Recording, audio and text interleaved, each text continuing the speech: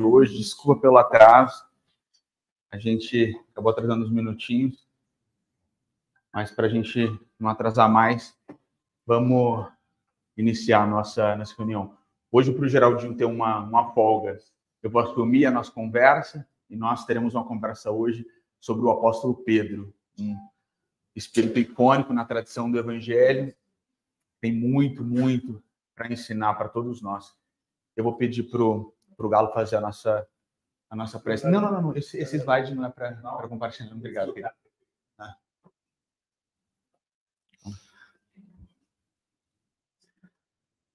Vamos agradecer a Jesus, nosso mestre maior.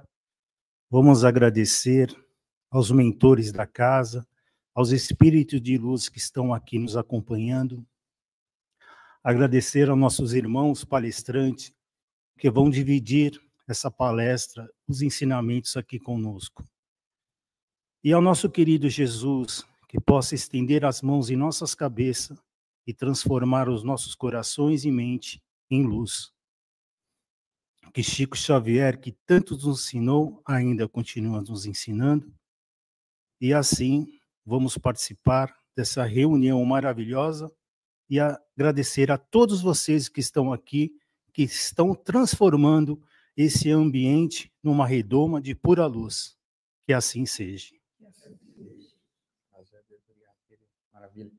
Pessoal, eu também vou pedir desculpa mais uma vez, porque hoje realmente a correria foi muito grande, eu não tive tempo de fazer uma apresentação para que vocês pudessem acompanhar aqui a nossa conversa. Então, hoje vai ser só a nossa conversa mesmo. Aqui é só para eu poder ter uma ideia do que nós vamos falar hoje, porque esse é um assunto do qual eu gosto muito.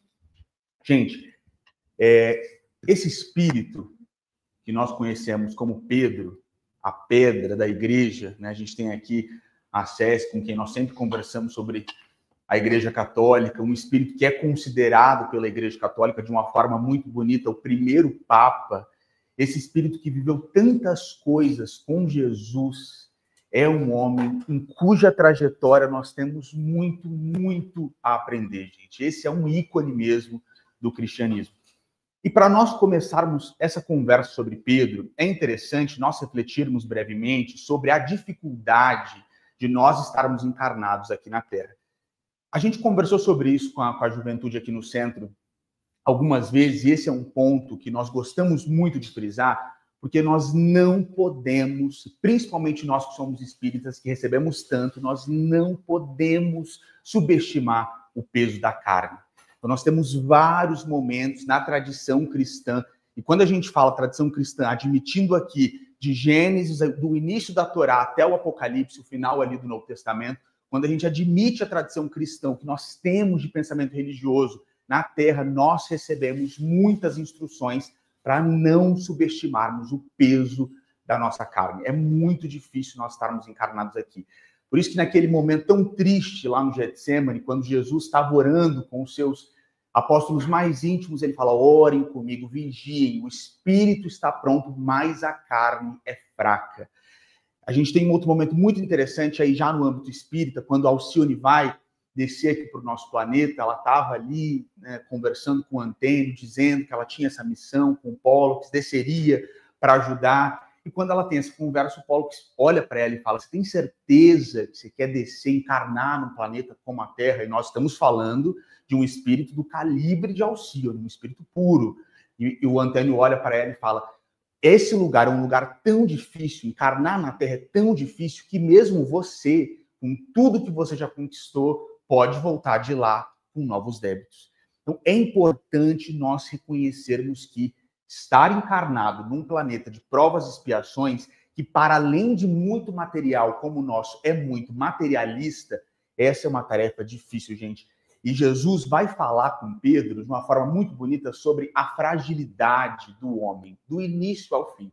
Porque Pedro, e aí entrando já nesse espírito maravilhoso, Pedro é um homem que era muito ciente, como um judeu, muito ciente de quem ele era, tinha convicções muito fortes, ele de fato acreditava em todo o contexto em que ele estava inserido.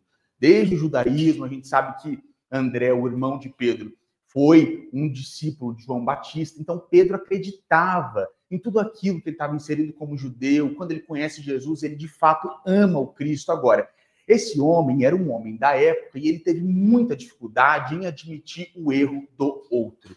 E é isso que a gente vê principalmente na tradição espírita com os textos psicografados por Chico Xavier.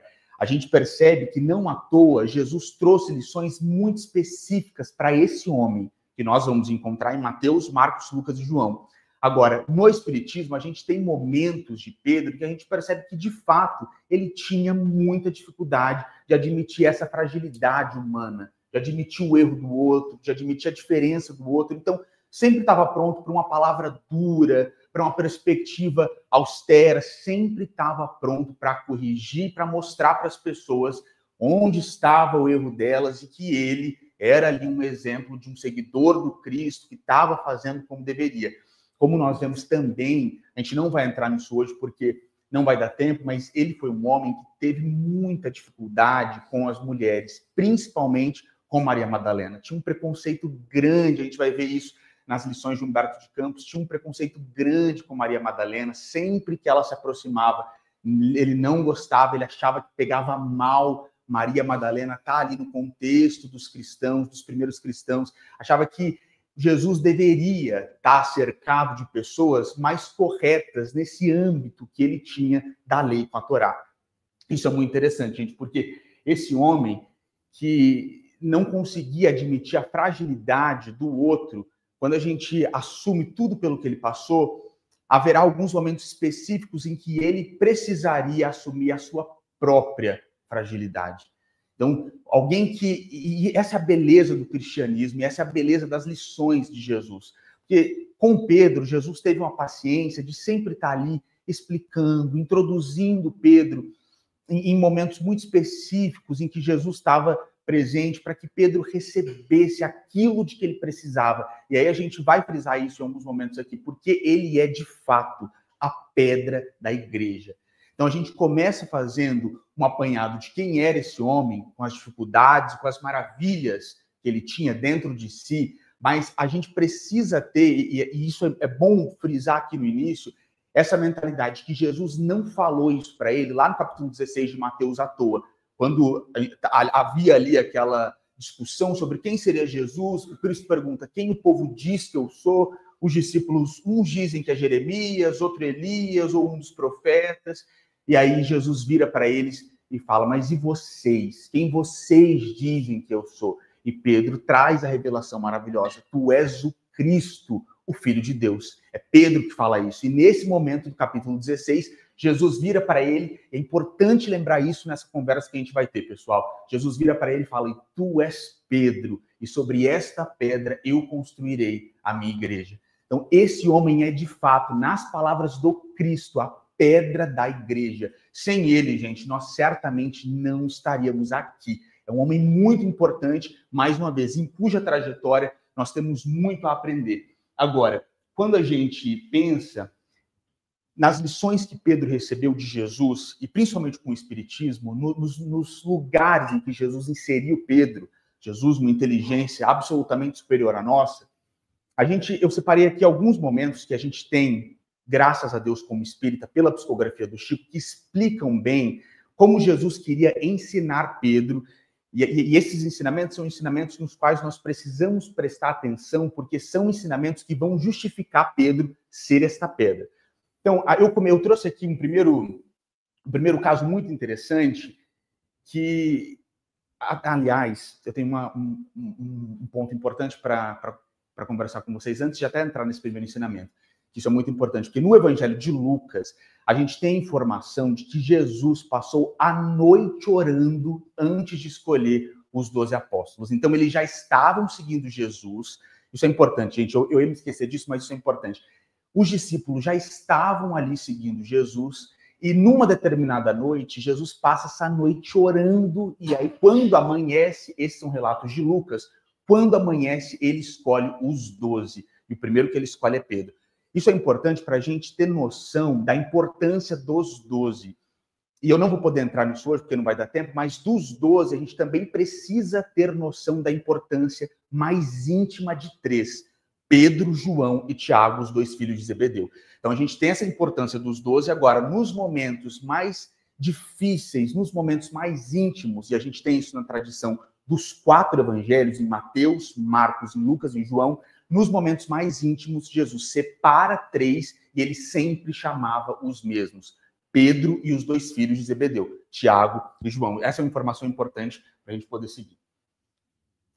E aí a gente entra nesse primeiro caso que eu queria conversar sobre o qual eu quero conversar com vocês, que é um momento muito interessante, gente, em que Jesus, isso deixa eu até não errar a referência, isso está no Cartas de Crônicas. Jesus, ele tem uma família de judeus, essa família não aparece na Bíblia, não aparece em nenhum evangelho, não aparece no Novo Testamento, mas ela está ali na psicografia do Chico. Jesus tinha uma família de um judeu chamado Zorobabel, um nome conhecido aí no contexto do judaísmo. Jesus gostava muito dessa família. E Jesus decide enviar Pedro para a casa desse judeu, dizendo: Pedro, eu não posso ir curar a filha dele, mas vai você e cura essa moça. E Pedro pergunta: nossa, mestre, mas eu vou sozinho, eu me sinto ainda inseguro, eu não tenho ainda certeza da oração que cura. Jesus fala: não, eu acho que para essa missão você está pronto. E vejam, gente, como o Espiritismo revela tudo que Jesus queria trazer para Pedro. Pedro vai até a casa desse judeu chamado Zorobabel, e quando ele chega, ele fica espantado com a quantidade de pecado que ele vê ali. Então ele chega, o pai dessa moça estava bêbado e tinha uma moça seminua sentada ali na frente dele, e Pedro já se escandaliza. Então, nossa, chegou ali na casa de um judeu e já encontra o pai da moça dessa forma. Ele vai entrando e vê um irmão da moça em outro quarto, jogando ali uns dados, especulando financeiramente, se escandaliza novamente. Nossa, mais um pecado nessa casa. Ele continua adentrando essa casa e ele encontra um outro irmão que estava ali numa cena, pelo que Humberto de Campos vai descrever, de sensualismo, com uma moça, de uma forma absolutamente inadequada. Pedro se escandaliza mais uma vez. Então ele encontra a mãe dessa moça e ele acha que é uma mulher muito colérica, muito raivosa, e ele fica absolutamente escandalizado com a família. E é muito interessante porque quando ele chega ao quarto da moça doente, e isso é importante da personalidade desse homem, gente, ele se afetava com as coisas do mundo e com o pecado alheio. Quando ele chega ao quarto dessa moça que estava doente, ele pensa: nossa, mas aqui ninguém merece cura nenhuma. E ele não tem coragem de seguir em frente e fazer a oração que ele tinha que fazer por aquela moça. Ele volta para falar com Jesus.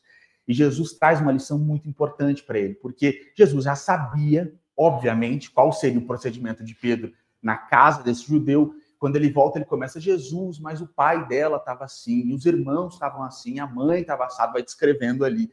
E aí Jesus olha para ele e fala: Pedro, eu já sabia que eles eram todos assim, dessa forma. Dos pecados dessa família, eu já tinha conhecimento, mas eu mandei você à casa deles para você auxiliar. E aí é um momento em que Jesus traz para ele uma das primeiras lições, e a gente não vai ter tempo de falar isso hoje, mas há uma cronologia muito interessante do Evangelho e do Espiritismo sobre a vida de Pedro, e a gente percebe que as lições elas foram literalmente sucessivas sobre isso que a gente está falando aqui hoje. Essa foi uma das primeiras. E aí Jesus traz uma lição para Pedro sobre como ele deveria estar ali com os olhos de alguém que foi auxiliar, que foi entregar, e não com os olhos de alguém que foi dar uma sentença sobre aquela família. E principalmente, percebam, ele volta com essa sentença e fala para Jesus: eles não merecem a cura. Essa moça não merece a cura porque eles são pecadores. Aí Jesus traz uma admoestação para ele, e essa é uma das primeiras lições que esse homem recebe sobre perdão. Essa palavra aqui é uma palavra-chave, gente, sobre perdão e sobre não julgar as outras pessoas. E um aspecto interessante da vida de Pedro, e isso a gente vai ter na Bíblia, ele era um homem que tinha uma família. Quando a gente faz uma análise do Evangelho, a gente tem ali aquele momento em que Jesus pede para ele ir ao lago, pegar um peixe, ele abriria a boca do peixe, encontraria uma moeda que seria suficiente para pagar o imposto dele próprio e de Jesus. Isso mostra para a gente que ele era mais velho que a maioria dos outros apóstolos. Com o Espiritismo, a gente tem uma ressalva, mas nós não vamos entrar nisso aqui agora. mas Pedro era um dos mais velhos e ele tinha essa sogra, ele estava inserido num contexto familiar. E a sogra de Pedro, gente, era uma sogra difícil, assim, era uma mulher complicada, que tinha demandas ali muito específicas para todo o contexto familiar. E essa mulher, ela começa a ter demandas com Pedro. Ela vai falar com Pedro, e essas são lições do Humberto de Campos também. Ela vai falar com Pedro assim, olha, você está sempre com esse Jesus. Você, pelo que parece, é um dos melhores amigos dele. Está sempre ali do lado, está sempre indo e vindo com ele. Você não acha que você deveria pedir favores para a nossa família? Então a sogra de Pedro começa a cutucar ali para ver se ele conseguiria alguma coisa desse Messias, desse rei tão poderoso, para o bem deles. E isso é muito bonito, gente. E essa é uma revelação espiritual que o Humberto de Campos faz. Porque o Humberto de Campos vai contar para a gente que, porque a sogra cutucava muito, ele começou a pensar sobre a oração e sobre pedir ou não bens materiais para Deus. E aí é um dos primeiros momentos em que ele procura Jesus para falar sobre oração.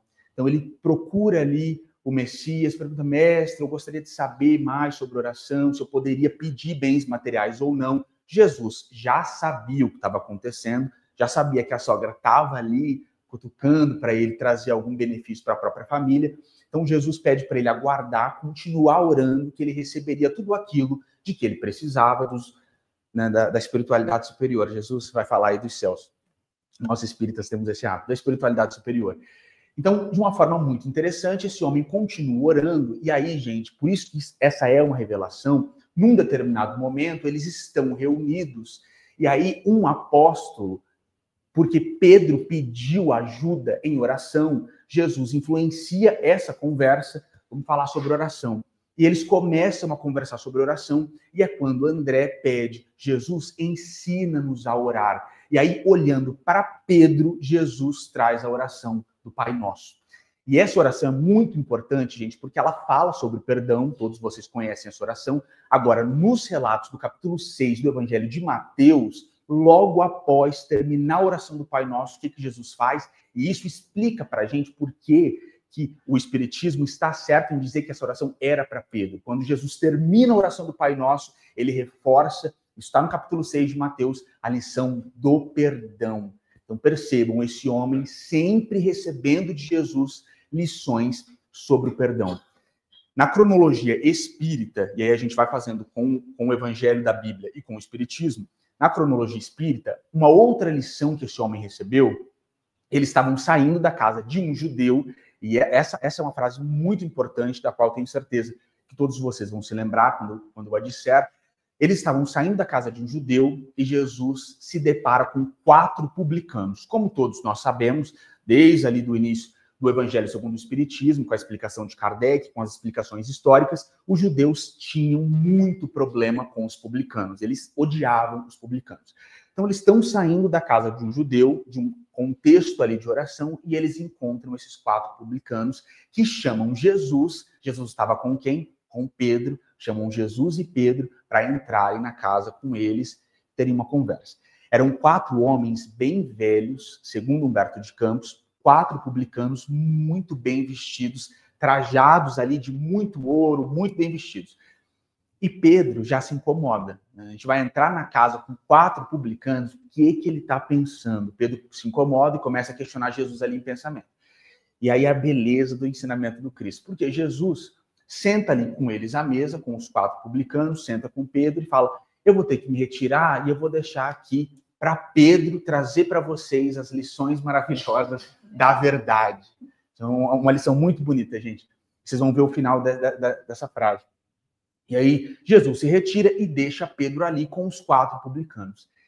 E aí, Pedro, quando Jesus se retira, ele revela o ódio que ele sentia pelos 4. E vai, gente, acusando um por um. No sentido assim, quem você pensa que você é? Um deles chamava Eliúde. Quem você pensa que você é, Eliúde? Você arrancou a casa das viúvas, você prejudicou tantos judeus, e agora, no final da sua vida, você quer salvação? E isso ele vai martelando um por um, acaba com os 4, e quando os 4 já estavam em lágrimas, ele olha para eles e fala, não tem salvação para vocês. Fala isso. Quando ele fala essa frase, Jesus entra. Quando Jesus entra e encontra Pedro todo raivoso ali, falando com os quatro chorando, Jesus percebe que, de fato, Pedro agiu como ele imaginou que Pedro agiria. E aí, gente, Jesus traz uma lição muito bonita, e é bom a gente fazer esse adendo, porque no capítulo 5 de Lucas, nós temos esse momento de um banquete, e eu estou falando isso para ficar claro que nós estamos separando, e Humberto de Campos também separa esses dois momentos. Há um momento no capítulo 5 de Lucas, em que Jesus vai a um banquete na casa de Simão, um leproso, e ali ele se reúne com prostitutas, com outros publicanos, com pecadores de toda sorte, e Jesus também diz essa frase. Agora, por que isso é importante? Porque primeiro Jesus, eu já vou falar a frase, primeiro Jesus disse essa frase para Pedro, nesse contexto sobre o qual nós conversamos. Então, eles estão ali, Jesus chega, Pedro raivoso, os quatro chorando, Jesus traz uma demonstração muito bonita para Pedro, e essa demonstração está no livro Estante da Vida, também do Humberto de Campos, muito bonito livro. E quando Jesus traz essa demonstração para Pedro, isso é muito bonito, gente, porque Jesus olha para Pedro e fala, mas eu não pedi para você trazer uma verdade que fosse machucar eles quatro. Eu disse para você, eu quero que você auxilie eles quatro com a verdade. Aí Pedro tenta se defender, mas eles fizeram e aconteceram, são pecadores. E aí Jesus diz para Pedro, num primeiro momento, essa frase, mas eu vim à terra para aqueles que são pecadores. Eu não vim à terra curar os sãos. Então, essa frase tão icônica, na revelação espírita de Humberto de Campos, nós temos conhecimento de que, num primeiro momento, antes desse banquete na casa de Simão leproso, como eu disse, descrita no capítulo 5 de Lucas, Jesus traz essa frase maravilhosa, que é um ponto principiológico do evangelho, do cristianismo. Jesus traz ela para Pedro. Então percebam como esse homem foi recebendo lições sobre não julgar e sobre perdão. Aí um outro momento, gente, que é muito importante, e esse texto aqui, ele é tão discutido na teologia que ele daria um seminário, mas nós só faremos esse recorte aqui nessa nossa conversa, porque no capítulo 8 do Evangelho de João, nós temos aquele momento icônico em que Jesus reforma a criminologia quando ele decide poupar aquela mulher adúltera do apedrejamento. Como nós sabemos, a crucificação era a pena de morte dos romanos e o apedrejamento era a pena de morte dos judeus. Então, Jesus estava ali no contexto da sinagoga, ensinando, quando entram, e esse é o relato do capítulo 8 do Evangelho de João, quando entram aqueles homens com essa mulher pega ali pelo braço, essa mulher foi pega em adultério. O que o Senhor diz? Esse é o relato do Evangelho de João. Agora, com a literatura espírita, nós temos uma revelação que envolve Pedro muito importante sobre esse caso, gente, porque Humberto de Campos vai dizer, pelo Chico, pela mediunidade maravilhosa de Chico Xavier, que essa mulher ela não foi pega em adultério. Esta mulher, ela estava na feira com a sua tia, elas foram assaltadas e sim, ela tinha um passado no adultério.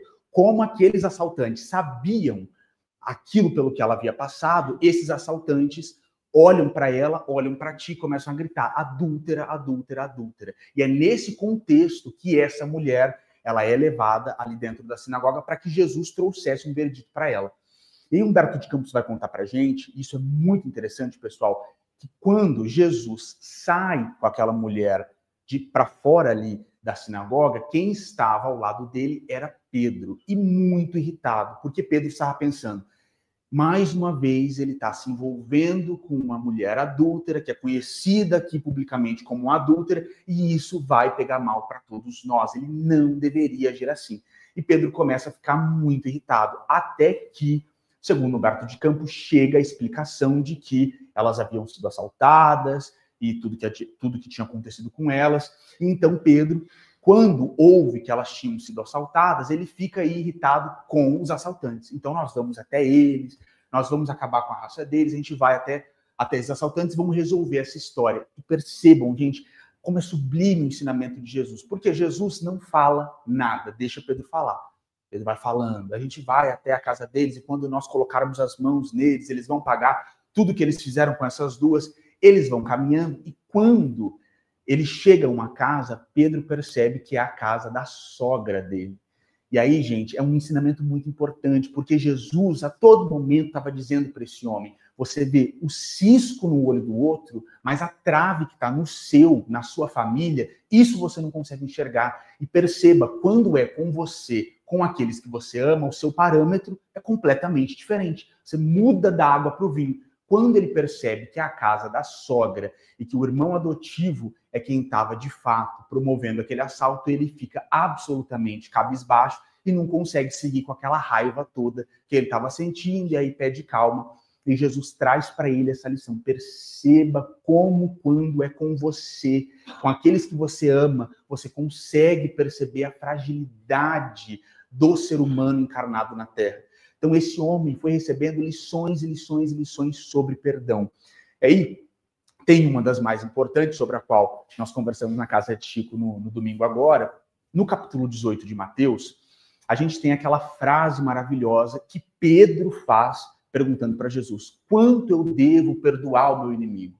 70 vezes 7? Ele faz ali até 7, ele não fala isso, ele fala até 7 vezes, e aí Jesus responde: não, 70 vezes 7. E quando este homem, ele recebe essa frase de Jesus, e essa é a beleza de nós percebermos o evangelho de uma forma cronológica, logo depois Jesus traz uma parábola muito importante, que é a parábola sobre a qual nós conversamos. Porque Jesus vai dizer para eles: o reino dos céus é como um senhor que foi acertar suas dívidas.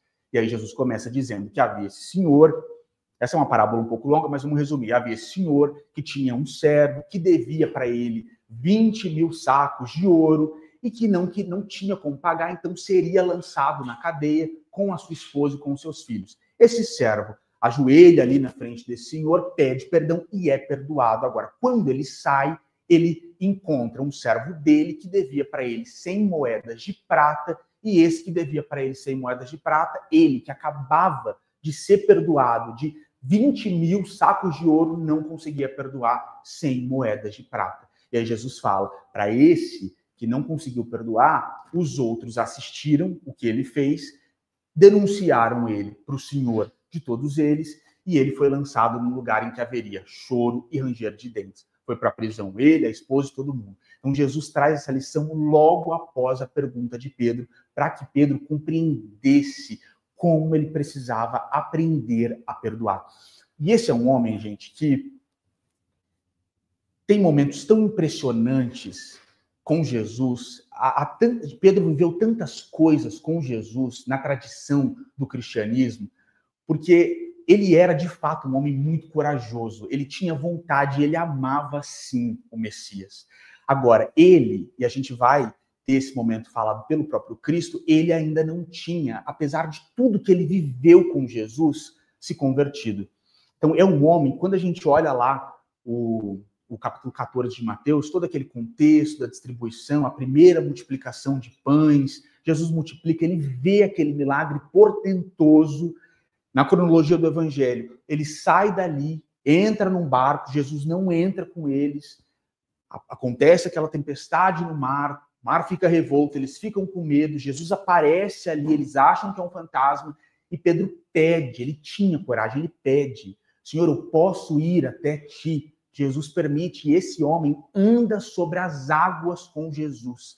Vejam quem é Pedro, o nível de experiência que esse homem viveu ao lado do Cristo. Ele sai do barco e anda sobre as águas. Anda sobre as águas, duvida, derruba ali, cai, afunda, Jesus toma ele pelas mãos. Então percebam, um homem que viveu tudo isso com Jesus, que recebeu tantas lições, na Santa Ceia, Jesus vira para ele e fala: Pedro, e tu, quando te converteres, confirma teus irmãos. Esse relato está apenas no Evangelho de Lucas, no capítulo 22.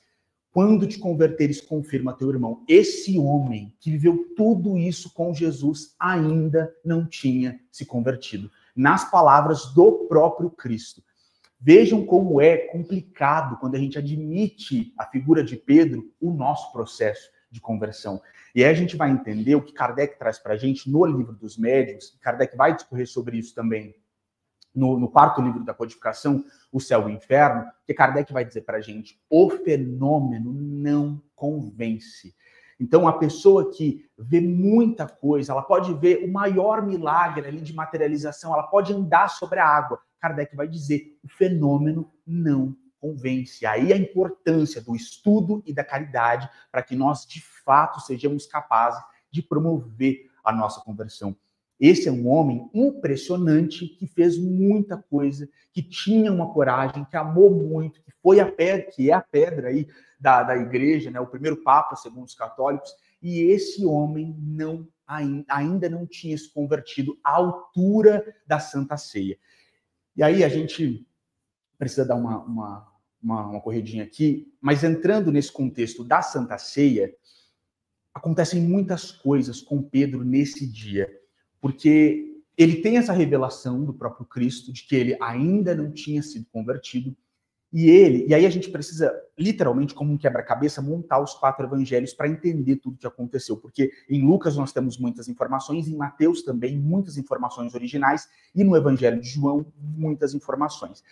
Apenas no Evangelho de João nós temos a informação de que o Cristo quis lavar os pés, e lavou os pés dos seus apóstolos, no contexto da Santa Ceia. Quando Cristo chega na frente de Pedro, ele se recusa. E isso está lá no relato de João. Não, o Senhor vai lavar o meu pé? Mas o que é isso? Jamais. E aí Jesus olha para ele e fala, se eu não lavar, você não terá parte comigo. E quando o Emmanuel vai interpretar essa passagem, o Emmanuel vai dizer conosco, principalmente no Religião dos Espíritos, que quando Jesus lava os pés dos seus apóstolos, para além, a gente não vai poder entrar nisso aqui hoje, para além de todo o contexto da lei de amor, o Emmanuel estava trazendo para todos eles a diretriz da humildade. E esse, gente, infelizmente era um problema de Pedro. Ele tinha uma dificuldade grande com a humildade. Ele queria, em vários momentos, disputar com os outros apóstolos, ficava com raiva quando alguém aparecia mais. Ele tinha esse amor muito grande por Jesus e ele queria ser o número 1, ele queria estar nesse lugar, eu sou o principal apóstolo, eu estou ao lado de Jesus. Então, quando Jesus, e aí Emmanuel vai interpretar isso conosco, quando Jesus para na frente dele e diz, vou lavar os seus pés, e ele fala, não, jamais, o meu pé você nunca vai lavar, o Emmanuel vai dizer que ele estava se comparando com os outros apóstolos e pensando, eles deixaram Jesus lavar porque são rebeldes, porque têm um coração muito duro, mas eu vou mostrar agora que o humilde sou eu, e vou falar para Jesus não lavar os meus pés. Ele tenta barrar Jesus, Jesus fala, se eu não lavar, você não terá parte comigo, e quando Jesus fala isso para ele, ele fala, não, então não lava apenas meu pé, lava minha mão e até a minha cabeça. E aí Jesus fala, não, quem já está limpo precisa lavar apenas os pés. E aí a gente tem essa ressalva de que Jesus sabia de Judas e que Judas o trairia. Essa é uma ressalva trazida pelo Evangelho de João. Então, eles retornam para a mesa, Jesus coloca novamente a capa, e aí a gente tem um ensinamento muito importante sobre a intimidade que eles tinham, porque Jesus estava na mesa e Jesus fala, um de vocês vai me trair. Jesus dá ali a palavra para eles. Quando Jesus fala isso, o primeiro a ficar absolutamente inquieto é Pedro. Então, ele se inquieta completamente. João estava reclinado ali no Cristo e ele olha para João e fala, pergunta quem é que vai trair. Faz o sinal para João, e João pergunta, e vejam, gente, e esse é um aspecto bonito do Evangelho na perspectiva da amizade, porque os mais íntimos, eles sabiam em primeira mão daquilo que aconteceria, eles sabiam de fato primeiro, como acontece em alguns momentos do Evangelho, e num aspecto muito bonito com Lázaro e as irmãs, mas a gente não vai falar disso agora. Então, ele pergunta ali, Jesus, quem é que vai te trair? Isso João Evangelista a pedido de Pedro. E Jesus responde, aquele a quem eu der o pedaço de pão passado no molho, esse é o que vai me trair. Então, ele passa o pão no pedaço de molho e entrega para Judas. E aí, gente, quando Judas se retira, Judas come esse pedaço de pão e se retira, e quando estão apenas os 11 ali com Jesus, e essa é uma diferenciação importante, porque esse relato nós temos no Evangelho de João, quando os 11 ficam sozinhos ali com Jesus, Jesus traz, e nós já conversamos sobre isso, Pedro ouviu, obviamente, a lei suprema do amor, que é o amem-se uns aos outros como eu vos amei. A gente já conversou muito sobre isso aqui lá na Casa Chico, então a gente não vai explorar a diferença dessa frase, mas é sempre importante salientar que essa frase do Evangelho de João, no contexto da Santa Ceia, para os 11 apóstolos, após a saída de Judas, ela é diferente da lei de amor que Jesus traz para toda a multidão, para todo o povo, para os hebreus. Ama o próximo como a ti mesmo.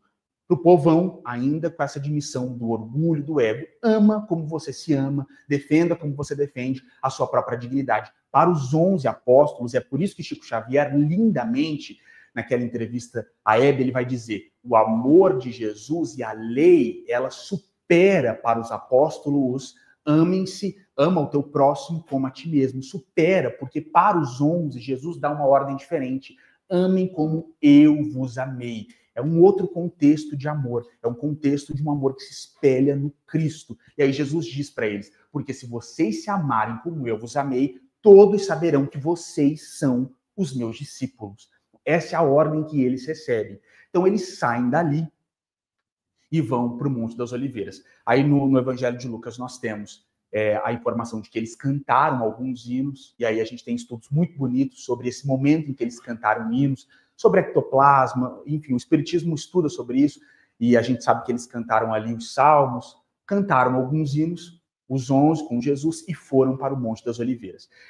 Quando eles chegam ao Monte das Oliveiras, a gente tem mais uma vez esse contexto da intimidade, e percebam que Pedro estava sempre entre os mais íntimos, como nós conversamos lá no início. Eles vão todos para o Monte das Oliveiras, mas Jesus chama João, Pedro e Tiago para ir à frente com ele, para ir adiante, para que eles orassem e cuidassem com o mestre naquela hora tão difícil. Então Pedro não consegue, como nenhum deles consegue, os três acabam dormindo, Jesus ora, aqueles 3 momentos sobre o qual eu tenho certeza que vocês conhecem. Então Jesus ora, vai uma vez, volta, vai uma vez, volta, e na terceira Jesus fala: chega, aí vem aquele que me trai. Então a gente tem esse momento. Eles acordam, os 3, Jesus fala chega, e aparece Judas com aquele destacamento de soldados e de guardas para fazer tudo aquilo que ele fez com Jesus. E aí, gente, esse é um outro momento muito interessante de Pedro, porque ele não era capaz, e o Emmanuel vai falar sobre isso conosco no Religião dos Espíritos, ele não era capaz, o Emmanuel vai dizer que esse é o motivo da queda de Pedro. Esse homem não era capaz de obedecer às advertências que ele recebia, não era capaz. Então Jesus traz um discurso ali para eles, na Santa Ceia, de amor, de humildade. Quando acontece ali aquele destacamento chegando, o que Pedro faz? Ele tira a espada e corta a orelha do servo do sumo sacerdote, tentando defender Jesus. Mesmo Jesus falando em vários momentos que o reino não era material, que ele era um Cristo, que veio para uma outra proposta. Pedro tira a espada, corta a orelha do sumo sacerdote. Jesus pega a orelha, coloca de volta no lugar, acontece ali mais um milagre de cura. Jesus coloca a orelha no lugar, fala: você pensa que se eu quisesse, eu não poderia chamar o meu pai e ele mandaria em meu favor 12 legiões de anjos? Jesus estava dizendo para ele: quem você pensa que você é para querer me defender? Você não entendeu ainda que eu sou todo o poder encarnado nessa terra? Ele tinha essa dificuldade de compreensão. Era um homem corajoso, queria, e muito impossível, queria defender Jesus, e corta ali a orelha. Jesus coloca de volta, Jesus é preso, e aí apenas 2 têm esse impulso e essa coragem de seguirem Jesus: João e Pedro. João Evangelista é um contexto muito diferente, porque pelas lições de Humberto de Campos e de Emmanuel, nós vamos perceber que, de fato, Zebedeu tinha alguns contatos ali no contexto do judaísmo, e é por isso que João Evangelista entra primeiro. João tinha alguns contatos, o pai dele conhecia alguns judeus importantes, e é por isso, gente, que apenas no Evangelho de João, no capítulo 3, nós temos aquela informação preciosa sobre a conversa de Jesus com Nicodemos. Porque, de fato, João Evangelista, ele tinha uma aproximação maior com algumas figuras do judaísmo. Então, o João, ele entra primeiro ali naquele palácio, Pedro fica esperando ao lado de fora, mas João, segundo os relatos de Lucas e também do Evangelho de João, João Evangelista conversa ali com a moça da porta e Pedro entra. Então, os 2 entraram no palácio, os 2 participariam de tudo aquilo que aconteceria com Jesus em algum termo. E aí a gente tem esse momento do que Jesus fala para Pedro na Santa Ceia. Então, a gente precisa aí prestar atenção para entender o que aconteceu com Pedro, porque na Santa Ceia, Pedro fala: eu não posso te seguir por quê? Se eu estou disposto a ir contigo até a morte. E aí Jesus fala, você vai comigo até a morte, mas eu te digo que hoje, antes que o galo cante a terceira vez, antes que o galo cante, você me negará 3 vezes. Né? Essa passagem tão conhecida e tão triste da tradição cristã.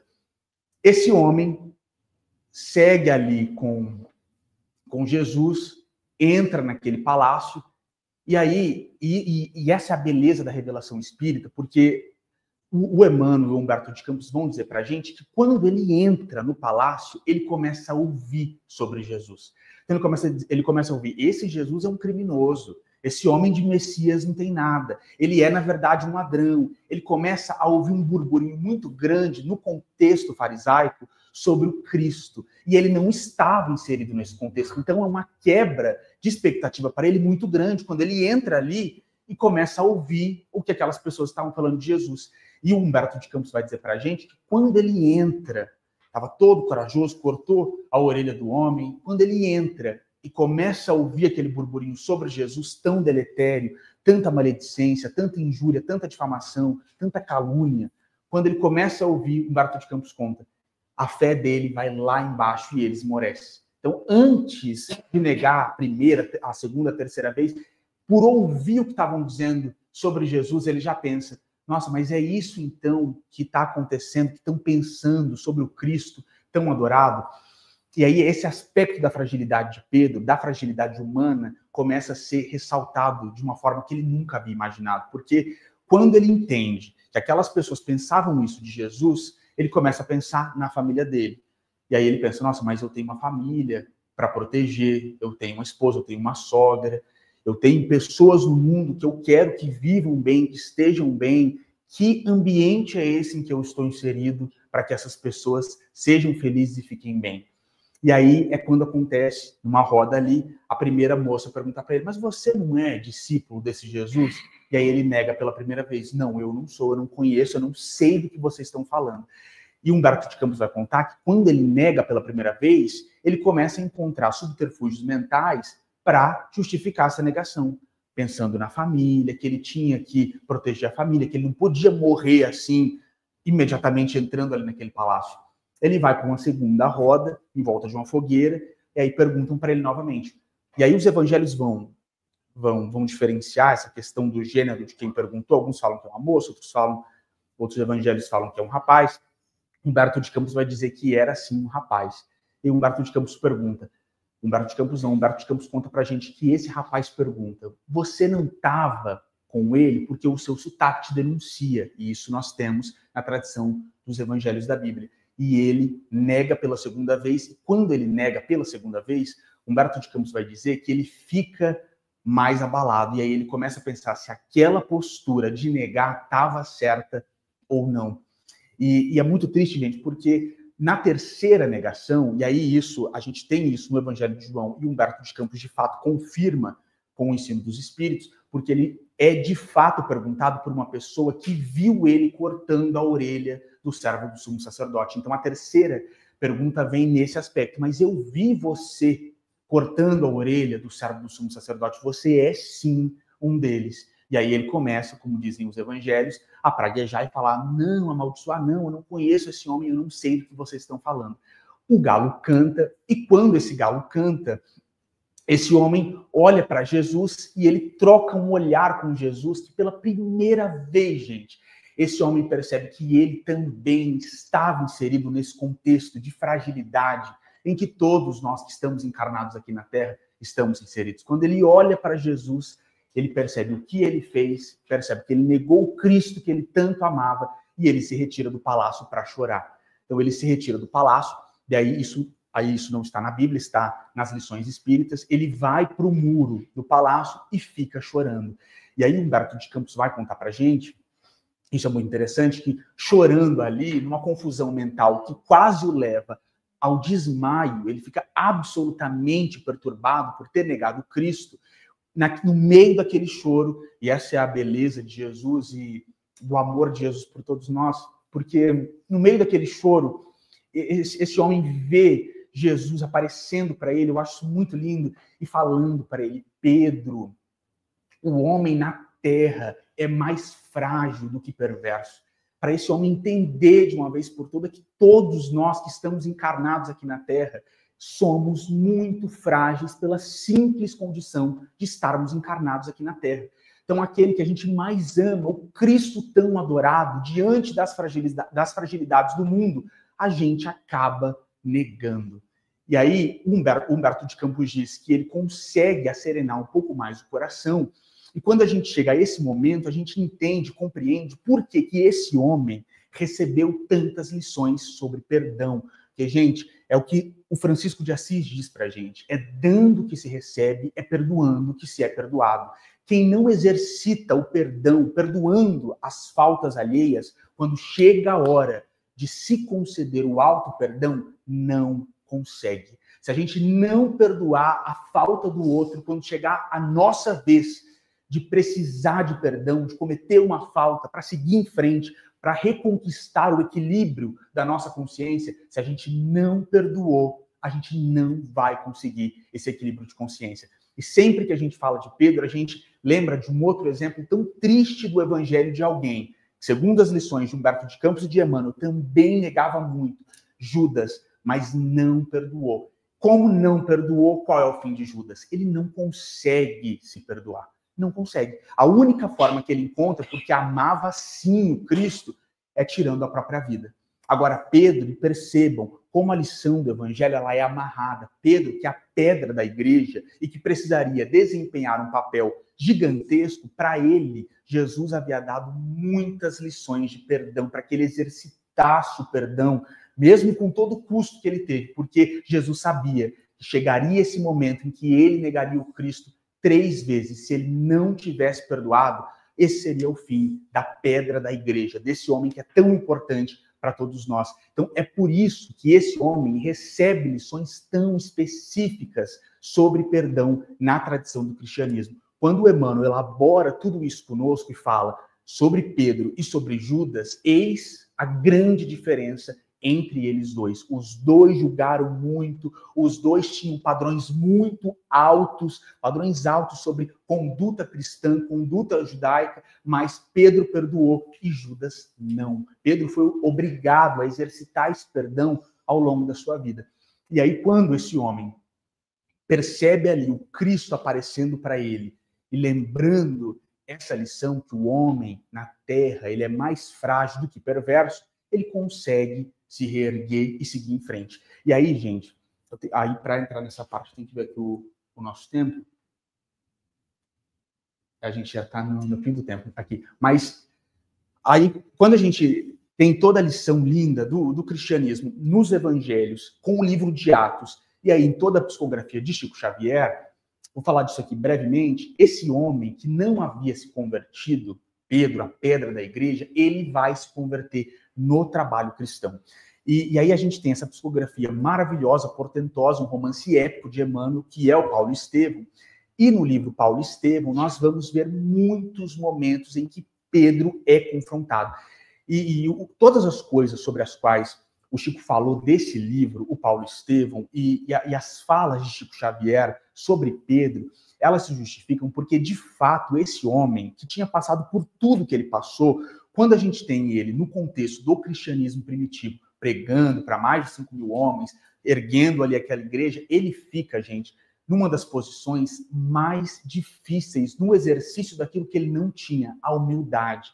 Porque, de um lado, esse é um assunto muito longo, mas de um lado a gente tem Tiago Menor, que defendia todo o contexto judaico da circuncisão, e de um outro lado nós temos Paulo de Tarso, nesse contexto do cristianismo primitivo, Paulo de Tarso, que havia sido Saulo, que também passou por tudo que vocês conhecem, havia sido um grande perseguidor dos cristãos. Nesse momento, como Paulo de Tarso, depois da estrada de Damasco, caindo ali, Jesus, que queres que eu faça? Depois de tudo isso que Paulo passa, porque Paulo passa, ele passa a ser um defensor ferrenho do cristianismo livre, sem circuncisão, sem o dedo do judaísmo. E aí, quem fica no meio desse imbróglio difícil é Pedro. De um lado, Tiago Menor, do outro lado, Paulo de Tarso. Um querendo um cristianismo que desse um lado para o judaísmo, o outro querendo um cristianismo que fosse livre, e principalmente nesse contexto sobre o qual nós estamos conversando aqui, um cristianismo sem a demanda da circuncisão. Pedro fica no meio. E tem um momento, gente, muito bonito do livro Paulo e Estevão, em que questionam Pedro. E aí a teologia discute muito sobre isso, e no Espiritismo nós temos respostas, porque na epístola de Paulo aos Gálatas, lá no capítulo 2, a gente vai ter aquela demonstração de Paulo sobre Pedro, falando uma espécie de hipocrisia, mas no livro Paulo e Estevão nós recebemos essas respostas, porque de fato Pedro é colocado ali numa posição de que lado você está? Com esses que defendem o cristianismo apegado às raízes do judaísmo, ou com Paulo de Tarso, que propõe um cristianismo livre. E aí Pedro fala num discurso muito lindo, cuja leitura nós indicamos sempre muito, porque Pedro olha para todos eles e fala assim: eu que neguei o Cristo, e vocês vão me colocar agora nessa posição da grande decisão. E ele faz um discurso, gente, que é uma grande lição de humildade. Então a gente percebe no trabalho da caridade, nos estudos daqueles pergaminhos do Evangelho, esse homem de fato se transformando absolutamente. E é muito bonito porque em vários momentos desse livro, a gente percebe que Pedro ele começa a ser reconhecido por todos aqueles sofredores, os leprosos, as viúvas, os desamparados da sorte. Eles começam a ver em Pedro essa figura de um pai amoroso, humilde, que está conosco, em cujas asas nós de fato encontramos proteção. Ele de fato se transforma, e é muito bonito para nós que temos a literatura espírita acompanhar cronologicamente a transformação desse homem, porque é uma transformação muito bonita. E aí a gente tem esse momento em que ele traz esse discurso absoluto de humildade, mostrando para todos eles que ele havia se transformado, que ele não queria, se antes ele queria ser o número 1, agora ele não desejava mais essa posição de decisão, de se colocar ali como um juiz entre eles.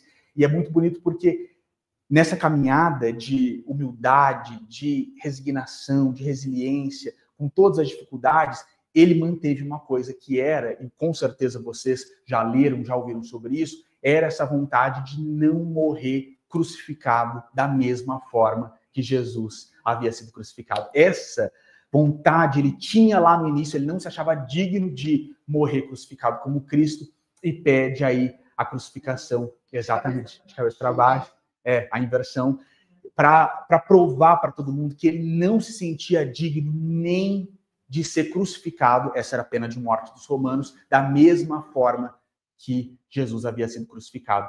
E aí ele, de fato, se encaminha no livro Paulo e Estevão. Eu não vou dar um spoiler aqui de tudo que acontece com Pedro, mas, de fato, ele é encaminhado para esse cenário difícil. E aí, nesse momento, ele se lembra de que Jesus havia profetizado: Pedro, quando tu eras jovem, você se vestia e ia para onde você queria. Mas, quando você for velho, vão amarrar suas mãos, vão amarrar os seus pés e vão te levar para um lugar aonde você não quer ir. E é o que acontece com ele, a gente tem isso nas lições do Emmanuel pela psicografia de Chico Xavier. Então esse homem portentoso tem o desencarne da forma que ele havia escolhido, na própria concepção dele, honrando o Cristo mais uma vez, sem ser crucificado como Jesus havia sido crucificado. E para nós terminarmos aqui, porque o tempo já se vai, é interessante, gente, a gente pensar no espírito de Pedro, como esse espírito ao qual nós podemos recorrer para pedir tudo isso, pelo que ele passou aqui na Terra. Coragem, essa coragem tão linda que esse homem teve, toda a caridade que ele desempenhou com os sofredores no contexto do cristianismo primitivo, todos os milagres que esse homem promoveu e testemunhou ao lado de Jesus. Então, é de fato um espírito portentoso, um espírito maravilhoso com o qual nós temos muito a aprender. Eu sempre gostei muito de conversar sobre Pedro, e quando eu estava pensando aqui sobre essa conversa que nós teríamos hoje, eu me lembrei que há muitos anos, há uns 12 anos, eu fiz uma pregação ainda na igreja protestante sobre Pedro. E é uma alegria muito grande quando nós espíritas temos mais informações com a psicografia maravilhosa, principalmente de Chico Xavier, para entender o Evangelho, para ter uma exegese completamente diferente desse texto sagrado que muda as nossas vidas, que é o roteiro por intermédio do qual nós chegaremos até Deus. Então, sempre que a gente conversa sobre esses personagens ilustres, icônicos do cristianismo, a gente tem que agradecer as mãos abençoadas de Chico Xavier, que trouxeram para a gente uma quantidade de conhecimento, que traz uma luz, gente, sobre esses pontos que eu acho que a humanidade nem esperava, portanto, porque, de fato, a teologia ainda se debate sobre muitos pontos, e sem o espiritismo, alguns pontos são mesmo muito difíceis de compreender, mas nós todos que somos espíritas recebemos muito, e diante de tudo isso a gente só pode mesmo agradecer. Como o nosso tempo já vai esgotando, eu vou parar por aqui. Acho que a gente conseguiu pensar nesse apóstolo maravilhoso nessa 1 hora. É importante falar que a sepultura dele que deu origem à Basílica de São Pedro. A Basílica, que está lá, né, Pedro? Do Vaticano, né? E ele realmente é a pedra fundamental. E lá está escrito, né? Lá tinha a inscrição de Pedro, né? E tu és a pedra sobre a qual construirei a minha igreja. Muito bonita a Basílica. Inclusive, para quem não conhece, tem a foto da Basílica com a frase muito linda. É muito, muito, muito lindo. Gente, rapidamente, alguém teria alguma dúvida sobre isso que nós conversamos aqui? Não, né? Aproveita porque tem pessoas novas. É verdade. Hoje a gente chegou atrasado, pessoal. A gente acabou não recebendo propriamente quem está vindo pela primeira vez, mas tem um irmão aí que está vindo pela primeira vez, né? Pode se apresentar, por favor? Legal. Legal. Maravilha, seja bem-vindo. E é verdade, a mãe da Mari que está conosco hoje.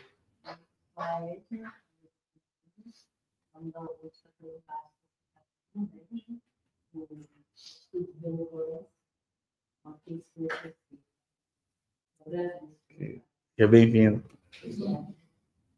Tem o Matheus, acho que ela... Tá vindo pela primeira vez? Isso, também estou. Sou o Matheus, estou fundando mais agora no estudo dos casos espíritos. Estou fundando mais agora os estudos aí. E foi um prazer aí, obrigado. Pô, seja bem-vindo, que maravilha. São esses três. Você queria falar alguma coisa? Não? Bom, pessoal, então eu vou pedir hoje, para a gente finalizar a nossa reunião, para o Gustavo fazer a nossa prece final. Tá com quem?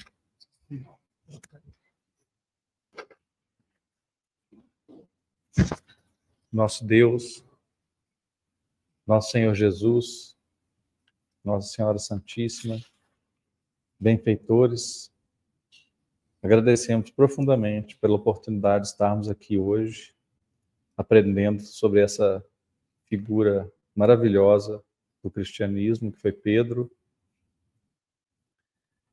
e pedimos para podermos estar sempre aqui, orando, estudando os ensinamentos do nosso Senhor Jesus.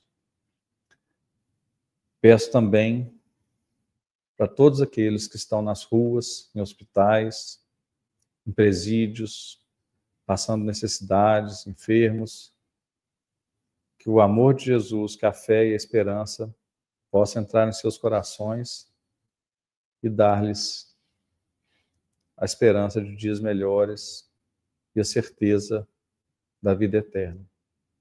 Muito obrigado, que assim seja. Então, até semana que vem, pessoal.